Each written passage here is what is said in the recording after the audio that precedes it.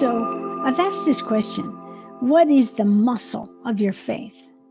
And quite a while ago, God said, perseverance is the muscle of your faith. Very cool.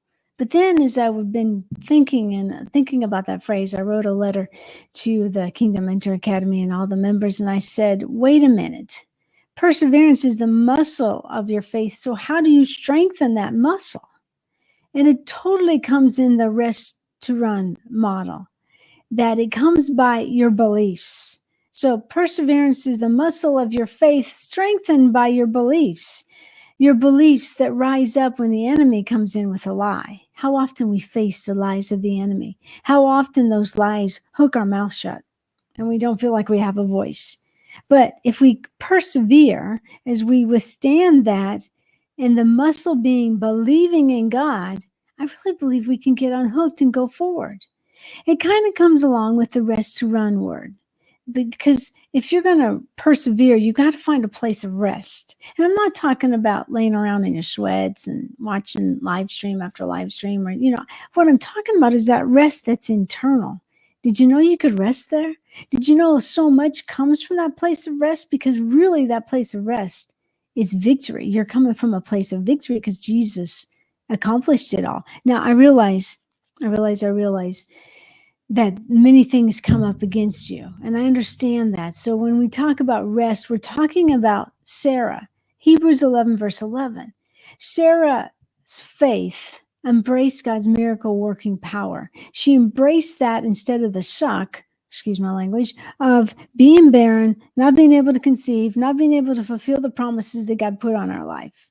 But her faith embraced God's miracle working power. She rested in that, even though she still had these physical issues, even though she had these issues that were wiping her out. Are you catching? So Sarah's faith embraced God's miracle working power, even though the struggle she had in the flesh. You can do that too. You're still resting, more resting. She settled herself. She based herself on the authority of her faith. It was like a kingdom authority. You can go in and take your kingdom authority by what you believe. She rested in that.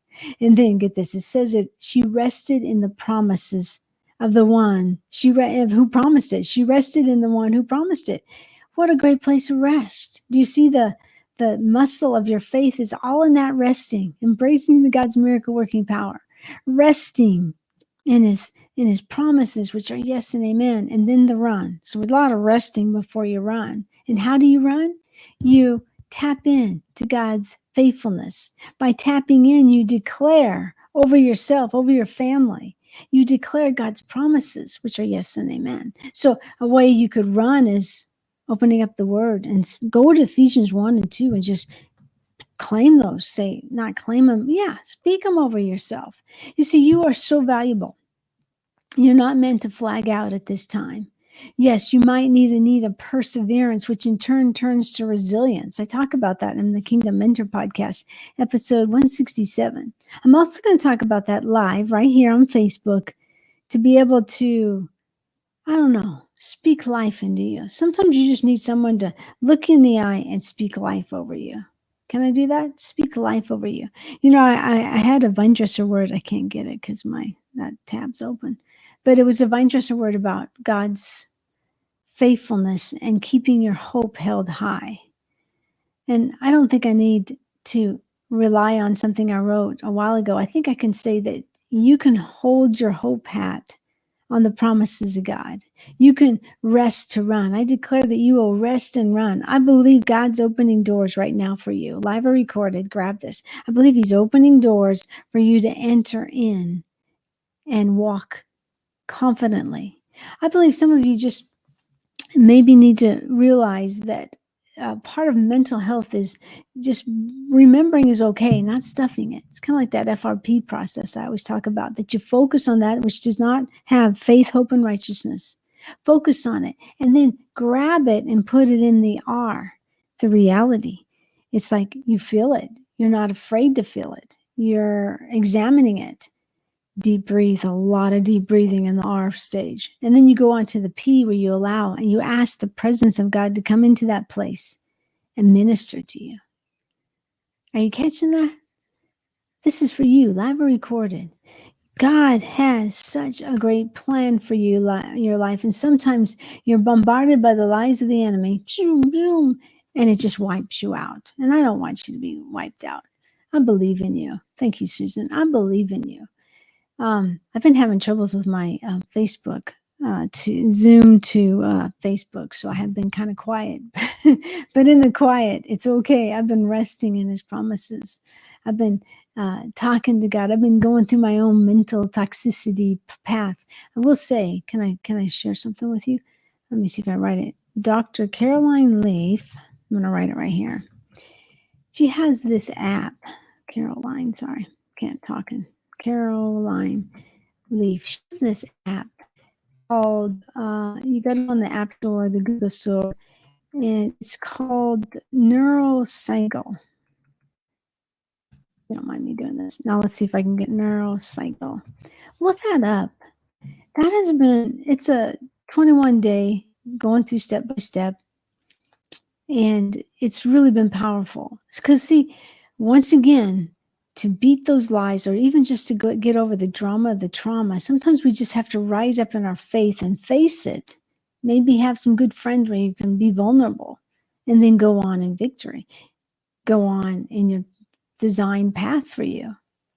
So check that out. I go into Perseverance to Resilience, Kingdom Mentor podcast. It's episode 167.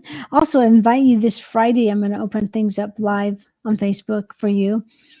It's our Redeem Your Voice camp, where basically I'm a kingdom mentor helping women get unstuck from the trauma, so that they can find their voice, share their voice, and even market their voice from a foundation of identity.